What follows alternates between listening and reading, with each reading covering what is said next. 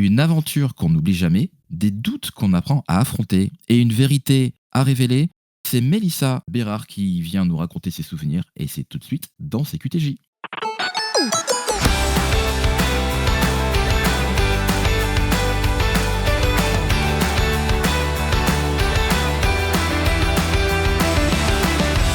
Bonjour à toutes et à tous et bienvenue dans ce nouvel épisode de C'est quoi ton jeu, le podcast qui prend le temps de revenir sur les jeux qui ont marqué la vie de mes invités à travers leurs souvenirs, leurs émotions et les moments qui ont compté pour eux.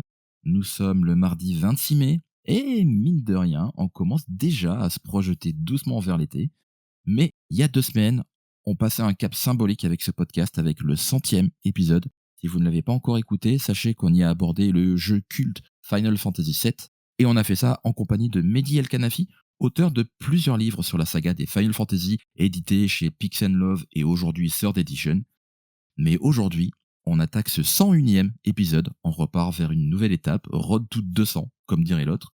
En tout cas, avec toujours la même envie, prendre le temps d'écouter les histoires des joueurs et de comprendre pourquoi certains jeux laissent une trace plus forte que d'autres. Je suis Joël pour vous accompagner une nouvelle fois et on va parler d'un jeu qui a marqué toute une génération. Un jeu qui est sorti à l'aube des années 2000, qui mélange un peu aventure, exploration, mais aussi regard sur le monde. Pour en parler, j'ai vraiment l'immense plaisir de recevoir Mélissa Bérard, connue également sous le pseudo de Lexa, animatrice télé, comédienne de doublage, chanteuse et plein de choses encore. Elle va nous raconter tout ça, mais aussi ses souvenirs.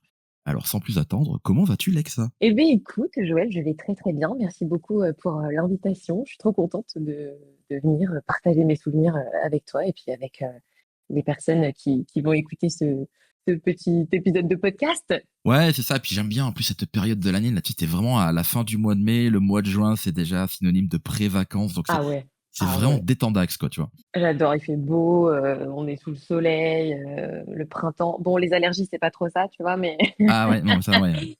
mais quand même, c'est vrai qu'on est de bonne humeur, quoi. Ça fait du bien, ça fait plaisir. Ouais, carrément. Alors, je le disais un petit peu en intro, tu es comédienne de voix, tu es comédienne de doublage. Moi, j'adore les métiers de voix, hein. J'ai déjà eu le plaisir de recevoir Adeline Chetaille, Donald Renew et plein d'autres comédiens de ton milieu. Donc voilà, ça fait encore une jolie voix en Ouais. plus. Donc je suis vraiment ravi de te recevoir. Merci beaucoup, c'est tous les copains, c'est cool. En tout cas, toi, est-ce que tu peux me raconter le tout premier souvenir de jeu que tu as eu dans ta vie? C'est la Mhm. première fois que tu viens dans l'émission. C'est un rituel que j'ai avec toutes les premières fois. C'est comment le jeu, alors ça peut être jeu de société, jeu de cartes, jeu vidéo, peu Ouais. importe, mais comment ta rencontre s'est faite avec ce média? La toute première fois, on est d'accord. Là, je vais te parler de Ouais, tout ma à fait. toute première expérience en jeu vidéo. J'étais petite, hein, c'était, Ouais. tu sais, à l'ère des premiers PC qu'on avait avec le Minitel, tout ça. J'ai l'impression d'être vieille du coup en disant ça, mais mon tout premier jeu vidéo, c'était Adibou. Ok. Donc j'étais vraiment très très petite. Et en fait, ben voilà, on était dans une petite maison, un petit alien qui nous fait dessiner, on peut planter des fleurs, on peut faire des recettes de gâteaux.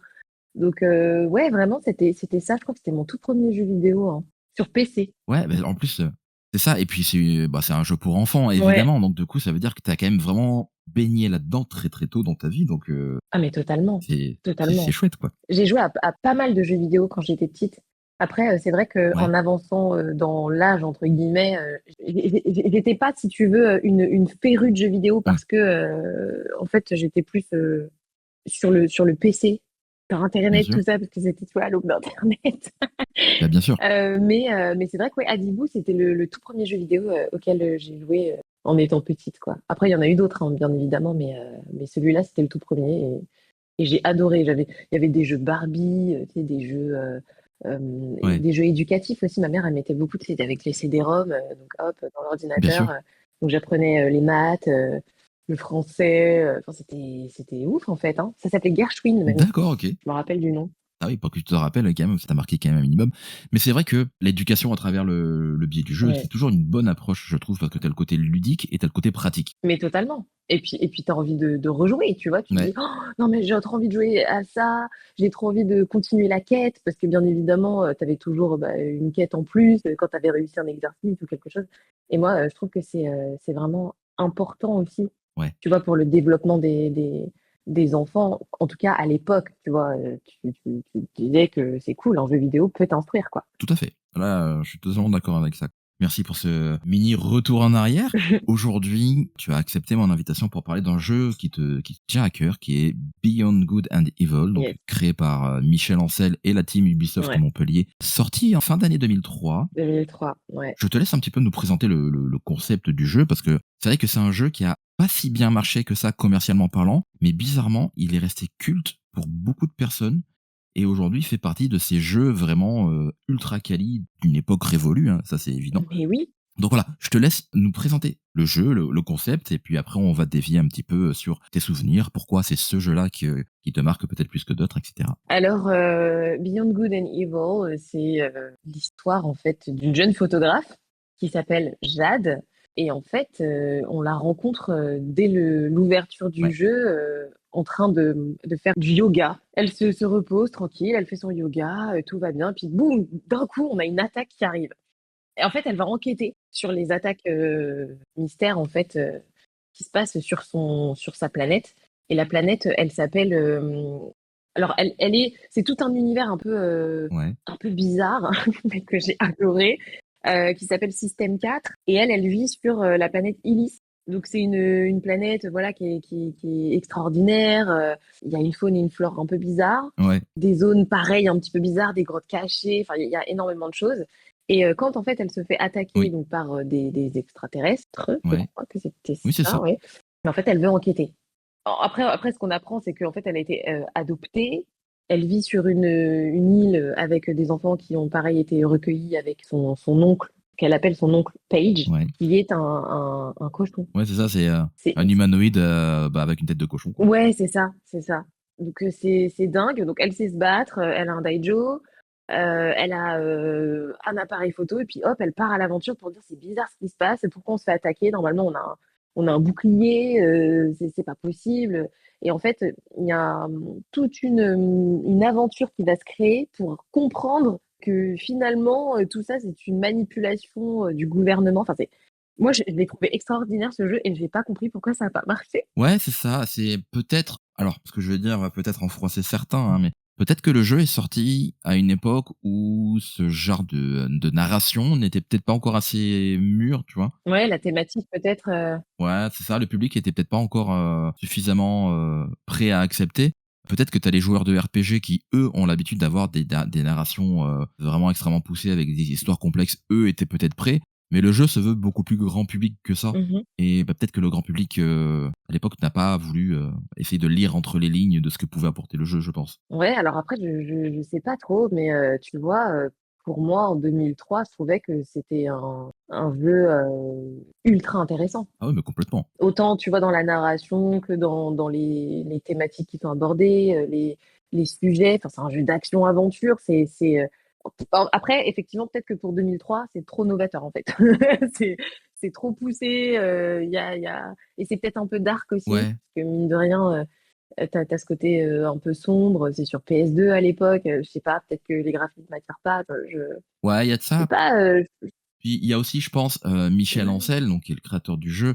Il est aussi connu pour être avant-gardiste sur pas mal de choses dans toutes les créations qu'il a pu faire. Mais oui. Possiblement, Michel Ancel était trop en avance par rapport à son temps. C'est une possibilité. Ouais, mais c'est le moment, tu vois, de le ressortir, quoi. Et d'ailleurs, ils ont fait une réédition, là, pour le 20e Tout anniversaire, à fait.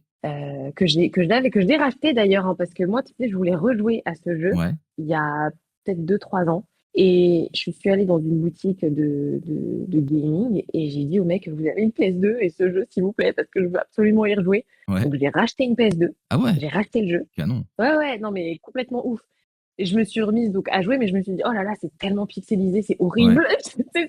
Quand maintenant, avec la technologie, tu vois, tu es habitué à quelque chose de beaucoup plus clair, beaucoup plus lisse, tu vois, au niveau des graphismes, Tu etc. m'étonnes. Oh, j'ai eu mal au crâne, c'était une horreur. J'ai dit, bon, je vais continuer quand même parce que j'adore ce jeu. Et après, je suis partie en vacances à New York. Ouais. Et en fait, j'ai vu qu'ils faisaient la réédition. Bah, j'ai racheté une Switch et je vais racheter la réédition juste pour Non, jouer. mais c'est voilà, c'est ça. C'est on a de la chance, c'est que mine de rien, Ubisoft a décidé de rééditer ce jeu qui est sorti il y a 2 ans, hein, en juin 2024. Ouais, mais totalement. J'étais heureuse. Je me suis dit, enfin, ils ont fait une réédition parce qu'on attendait quand même le deuxième, Ah, hein, parce qu'ils avaient quand même annoncé un l'Arlésienne. deuxième jeu. Ah, franchement, j'étais mais comme une dingue. Ils ont annoncé le jeu en disant, vous allez avoir la suite de Beyond Good and Evil 2. Ils nous avaient fait tout un trailer qui était juste Ah ouf. ouais, c'est clair. Et on s'est dit, waouh, waouh, waouh. Et en fait, le jeu n'est jamais sorti. Ben non. Et a priori, il serait toujours dans les cartons d'Ubisoft, mais bon. Mais oui, a priori, mais tu vois, pas de suite, quoi. Enfin, mais j'étais déçue, déçue, déçue, déçue. J'ai essayé un petit peu de demander, alors, est-ce Ouais. qu'on va avoir une suite? Je n'ai jamais eu de réponse. Non, non, c'est voilà, c'est gardé bien secret, quoi. Mais oui, oui, en tout cas, ce jeu, c'est vrai qu'il est culte pour son histoire, pour en fait, il mêle aussi plusieurs genres de jeux, hein, parce que tu fais de la photo, c'est un jeu action, infiltration, aventure. C'est un jeu un petit peu narratif. Oui, puis après, Tout t'as à des fait. mini-jeux aussi, c'est marrant. Tu sais, quand tu vas dans le bar, Ouais, la Kouda Bar, là, alors c'est très marrant, en plus, les noms qui ont été donnés. Tu vas à la Kouda Bar, tu joues contre Rufus, tu sais, au, ouais, au jeu des palais, pour gagner une perle. Enfin, moi j'ai adoré ce jeu et je l'adore encore et j'y joue encore. Donc, tu vois, je suis ouais. vraiment fan. Je trouve que tout est pensé, les musiques, le doublage français aussi. Moi, j'ai tout aimé, j'ai adoré, mais de A à Z ce jeu. Et juste à Ouais. la fin, c'est mon frère qui m'a aidé à terminer le jeu quand même, parce que à la fin, j'y arrivais plus. Ouais. C'était trop dur. Bah oui. Parce que c'est vrai que le jeu, il sort donc en 2003. C'est un jeu que t'attendais ou c'est un peu un jeu, une découverte un peu inattendue? Genre la jaquette te plaisait: «Ah bah tiens, on va prendre ça» et comment ça s'est passé en fait la Non, rencontre avec ce jeu? c'est du total hasard. Ouais, C'est-à-dire que c'était donc PS2, donc avec mon petit frère, on avait beaucoup de jeux de PS1, et arrivé la PS2. Et c'est ma mère, en fait, qui est arrivée un jour et qui a dit, moi, je vous ai acheté des nouveaux jeux. Et dedans, en fait, il y avait Beyond Good and Evil. ah la perle. Ah ouais, non, mais random, complètement random. Et au début, on fait, ah bon, on peut pas jouer à deux, c'est voilà, une aventure, bah, on va jouer, on va regarder l'autre jouer à chaque fois. Et en fait, on a adoré ce jeu. Mais rencontre complètement random. Voilà. Et Ouais. moi, je l'ai plus lâché après. Bah, ouais, ouais, puis en plus c'est un jeu où en fait, comme elle est reporter Jade, tu captures un petit peu la vérité à travers l'appareil photo et c'est là que tu vois un petit peu avec, toute la propagande menée par le gouvernement du jeu, Exactement. qui a un petit peu des différences et est-ce que justement ça t'a fait voir un petit peu le jeu différemment, avec, d'un côté Jade et d'un côté ce que le jeu, enfin le gouvernement dans le jeu veut transposer? Mais oui, alors après en 2003, je t'avoue que moi je suis petite. Quel âge j'ai en 2003? Je me rappelle même pas. Mais je sais, je comprends qu'il y a un truc qui va pas, tu vois. Ouais, Et ce que j'adore, c'est quand tu joues en 2003, que tu es petit, tu as une dizaine d'années, et que tu rejoues après ouais, quand t'es adulte et ouais, en c'est ça. 2026, quand tu es adulte, mais tu as une autre vision en fait du jeu. Ouais, C'est dingue. Je conseille à tous les joueurs de rejouer à des jeux à l'ancienne parce que en fait, plus tu grandis, plus tu prends de l'âge et de la maturité, plus tu comprends les choses. Mais effectivement, à travers ces yeux, moi, quand je joue, bah, je suis contente, je prends en photo les animaux parce que euh, tu gagnes de l'argent en fait quand tu finis une pellicule d'animaux rares parce qu'il faut les recenser. ouais, Ça aussi, c'est son travail aussi à ouais, elle. Et puis après, bah, tu continues en fait l'aventure. Donc, et tu découvres des espèces particulières.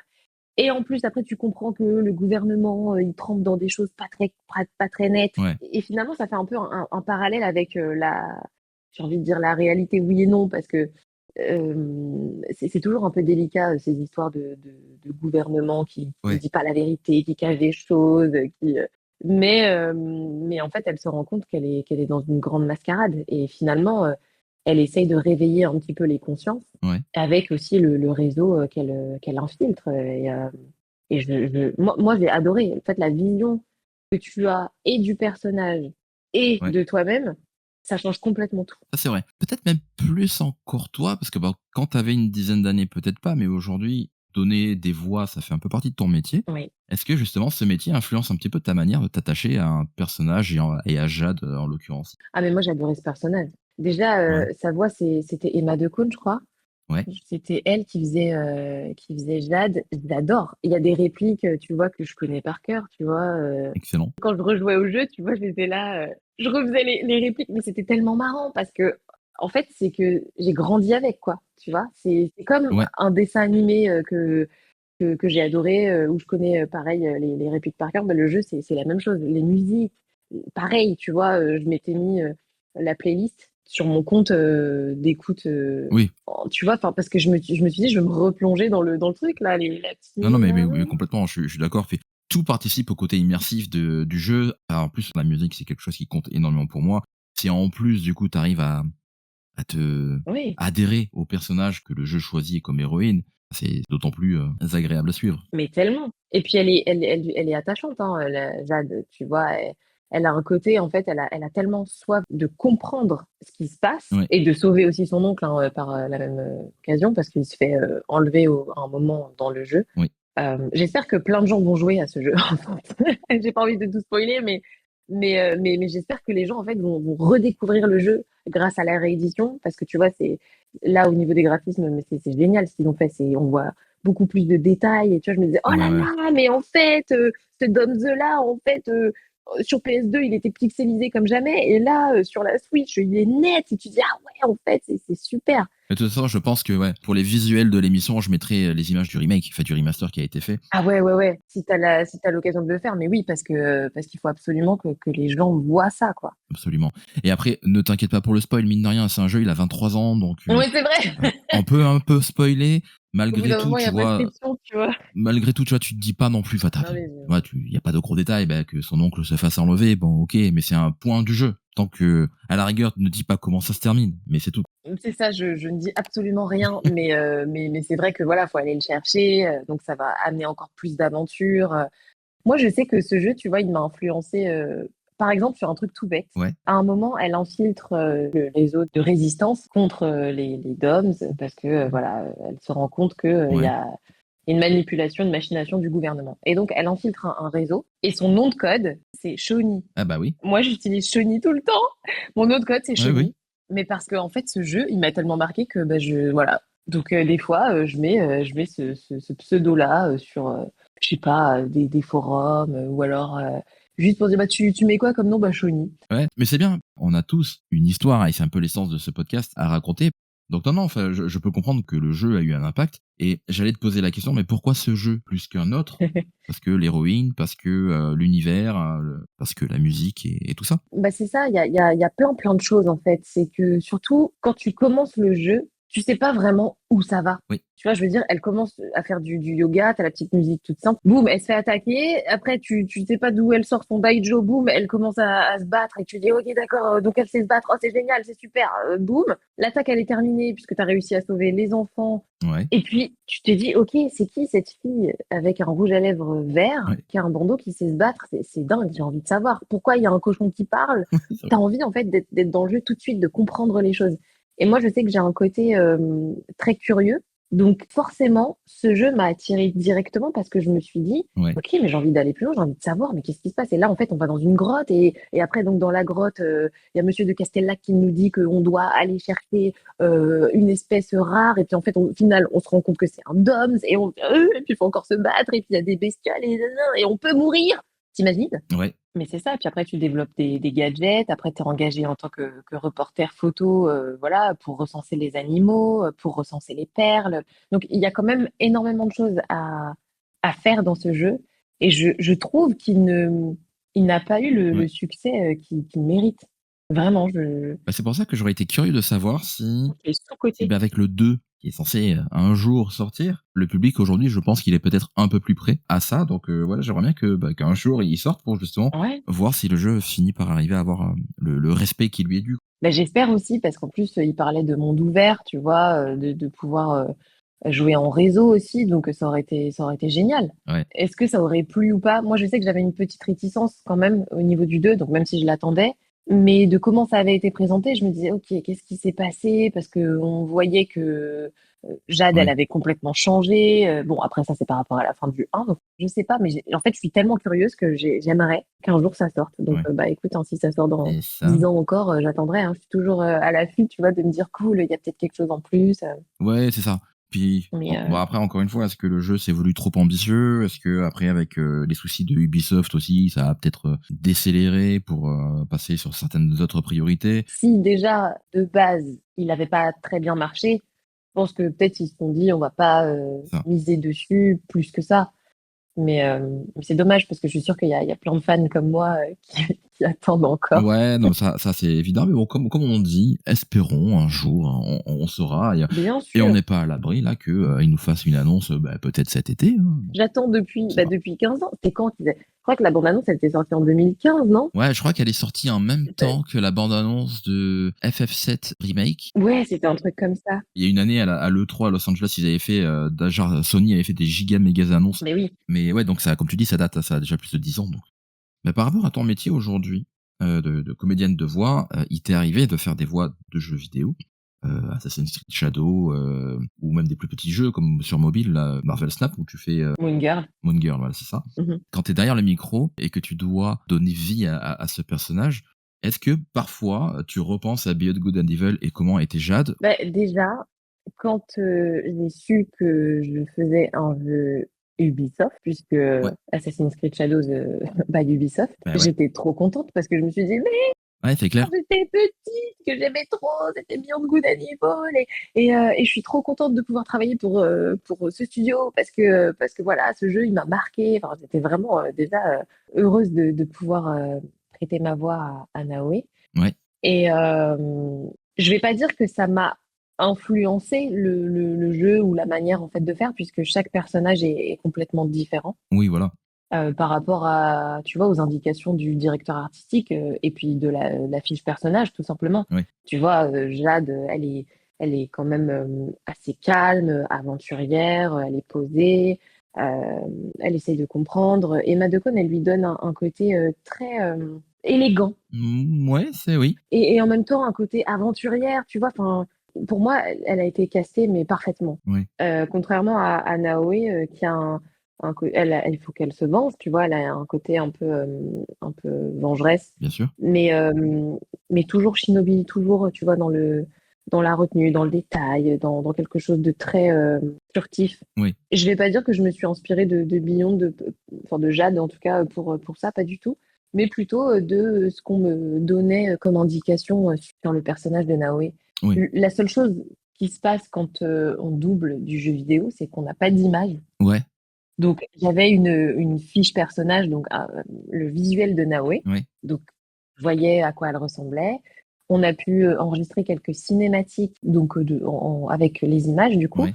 Mais sinon, tout le jeu, tous les DLC qu'on a fait, c'était Ouais, sans tu pas le images. contexte et du coup, bah, le DA, heureusement qu'il est là pour te, j'imagine, essayer de t'aiguiller un maximum, mais Et surtout, heureusement que Julien Bardakov était là aussi pour nous donner vraiment tout le contexte oui. du jeu, parce que lui, il avait la possibilité d'accéder au jeu, de voir un petit peu comment est-ce que ça se Ouais. passait. Donc voilà, il était là pour nous donner un Oui. contexte beaucoup plus précis que ce qu'on avait nous.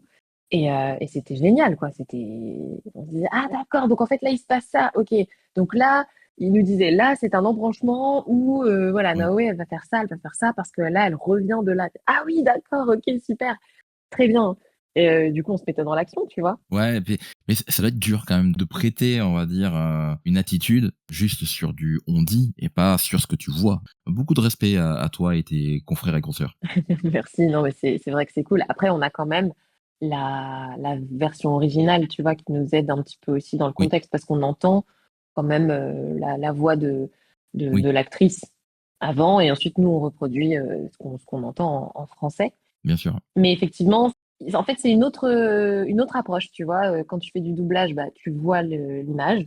Et quand tu fais du Oui. doublage de jeux vidéo, tu vois pas l'image, mais tu as le contexte auditif, en fait. Et on se rend pas compte, mais en étant comédien, comédienne de voix, on a quand même tout un panel à aller chercher, tu vois.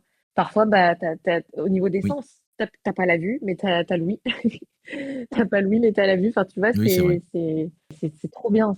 Là, on vient de glisser du coup sur les métiers de voix, donc c'est peut-être le moment au final de présenter qui tu es dans la vie. Tu fais aussi de l'audiobook, j'ai cru voir. Oui, totalement. Je te laisse la parole, donc vas-y, Mélissa, présente-toi. Eh bien, je m'appelle Mélissa Bérard. Je suis comédienne, chanteuse et je travaille dans l'univers de la voix. Je suis trop heureuse de pouvoir travailler dans cet univers-là parce que ça me permet de faire énormément de Tu choses. m'étonnes. Les jeux vidéo, le doublage de séries, de films, de dessins animés. Je fais également, oui, de l'audiobook. Je fais aussi des conteuses à histoire pour les enfants. Ouais, Je fais aussi des jouets que tu peux trouver dans le commerce. C'est ça ouais, ouais, qui ouais. est très, très drôle. Et je trouve qu'en fait, l'univers de la voix est tellement vaste que ça t'amène à faire des choses complètement différentes Ah, mais tout le temps. c'est ça qui est Et fou, moi, quoi. c'est ça que j'aime. Ah oui, oui, c'est dingue. Et c'est un métier qui est pluridisciplinaire, parce qu'avec la voix, bon, on peut faire plein de choses, hein, tu vois, la comédie, le chant, et c'est immersif dans à peu près tout ce que je fais. Et j'adore ça. C'est vraiment extraordinaire. J'ai cru voir dans une des interviews que tu avais fait que tu avais commencé à travailler à Disney, si je dis pas de bêtises. Alors, j'ai travaillé à Disneyland Paris en tant que performeur. Donc, je faisais les parades, je dansais sur certains spectacles et avec certains personnages aussi. Ouais. Et j'étais chanteuse aussi là-bas, j'étais chanteuse et comédienne, donc je faisais voilà, des shows, je faisais des représentations en personnage, enfin, c'était dingue. Donc ouais, j'ai fait mes armes à Disneyland Paris, Ouais. carrément. Pour une jeune fan qui arrive à Disney, ça va être un petit peu magique, surtout quand tu aimes les métiers de voix. Tu retransmets ça et tu redistribues ça aux enfants, ça va être vraiment quelque chose d'assez magique. Bah, en fait, c'est magique parce que tu vois l'envers du décor. Donc toi, avec tes yeux d'enfant, pardon, t'as été Ouais. bercé à ça, hein. Forcément, Disney, tout le monde connaît. Tu vas sur les parcs, tu regardes les parades, tout l'univers incroyable qu'est Disney. Et puis après, bah, toi, tu fais partie de ça. Ouais. Tu redonnes la magie, tu la retransmets, tu la partages avec les gens qui sont là. C'est juste dingue. En fait, c'est un sentiment qui est ouf. Ouais, mais franchement, oui. C'est un peu vraiment comme ça que je te posais la question. C'est on t'a donné, tu donnes, et peut-être que peut-être des futurs enfants qui étaient là vont vouloir donner dans quelques années, et ça se perpétue de cette manière-là. Mais oui, mais oui. Mais c'est en voyant de toute façon les artistes performer que ça te met des étoiles dans les yeux et que ça peut te toucher. Moi, je sais que quand j'étais allée, quand j'étais petite, hein, pareil, je voyais les danseurs, je voyais les performeurs, je voyais les chanteurs, je voyais les artistes, en fait, tout simplement, qui contribuaient à cette magie. Ouais. Et je me disais, waouh, mais j'aimerais trop faire ça aussi un jour. Et tu vois, bah, finalement, je l'ai fait. Et c'est pareil pour le doublage. Oui. Moi, ma mère, elle m'a toujours acheté, tu sais, des cassettes audio, des livres audio que je Ouais. pouvais écouter, des CD. Je regardais énormément la télé, les pubs, tout, tout, tout, tout, tout. Et en fait, je me disais, mais comment on fait? Comment on fait? Je veux faire ça. Je veux faire. Et ma mère, elle savait pas, en fait. Elle me dit, bah, je sais pas comment on Bah fait. oui. Et puis, en grandissant, je me suis renseignée. Et, bah, il faut être comédien pour faire ça. C'est des comédiens. Je dis, ah, mais c'est des comédiens! Mais je veux être comédienne! Eh oui, Et non, les voilà. comédiens, ce n'est pas que acteurs au cinéma ou à la Eh télé, ben c'est non, ben bien non. plus, C'est c'est bien plus bien vaste. plus vaste, exactement. Et on s'en rend pas compte. Les gens se disent, bah non, mais c'est facile de faire ça. C'est bon, ouais, je prends mon micro et puis je peux faire des voix. Mais non, c'est beaucoup plus vaste que ça. Il y a un vrai apprentissage derrière. Après, je dis pas, il y a des gens qui ont énormément de talent et qui peuvent faire des choses incroyables. Mais sans la technique, tu Oui, peux pas atteindre plus que ça. tout à fait. C'est-à-dire que tu peux avoir du talent, mais il faut le travailler. Mais Parce complètement. que sans travail, en fait, tu n'arrives à pas grand-chose. Tu peux faire des choses, hein, mais tu seras limité. Je suis d'accord avec toi. Puis des comédiens qui en plus chantent, il y en a pas beaucoup.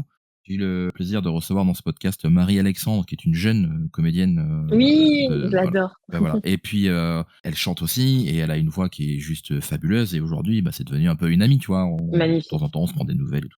Et pareil, elle est comme toi. Elle a plusieurs casquettes, elle a plusieurs atouts dans sa manche. Très Ah, talentueuse. complètement. Mais bien sûr, de toute façon, pour moi, être artiste, c'est savoir faire plusieurs choses. Tu vois, après, tu peux avoir une spécialité. Il y a des gens, tu vois, qui font énormément de choses, mais qui vont spécialiser dans une branche en particulier. Et ben, j'estime qu'un artiste peut faire énormément de choses, mais après, voilà, il suffit de travailler les cordes à son arc, quoi. C'est exactement ça. Si les gens souhaitent te retrouver sur tes réseaux, où peuvent-ils le faire? Alors moi, je suis beaucoup sur Instagram. Ouais, Mon pseudo, c'est Lexa Bérard. Donc, on peut me trouver sur Instagram. Mais c'est vrai que j'avais TikTok et je l'ai ah, enlevé. trop addictif? Bon, non, mais j'ai été lassée de TikTok. Je pourrais pas vous dire pourquoi, mais mon réseau de prédilection, c'est Instagram. Parce que j'adore Instagram, ouais, voilà. OK. N'hésitez pas, pour la retrouver, sinon, pareil sur des films qui sont sortis au ciné ou des séries, par exemple en vrac, tu fais Vivi dans la seconde saison du One Piece, live de Netflix. Oui, Tu fais la voix de Toto dans Vaiana 2, donc la jeune navigatrice qui accompagne, Vaiana, l'auto, oui. et après voilà, tu as des rôles dans Frieren, Ironheart, Assassin's Creed Shadow, voilà, et puis tu en as tellement que je vais pas m'amuser à énumérer, sinon dans 2 heures on est encore là. Heu Et tous des rôles sympas. C'est ça.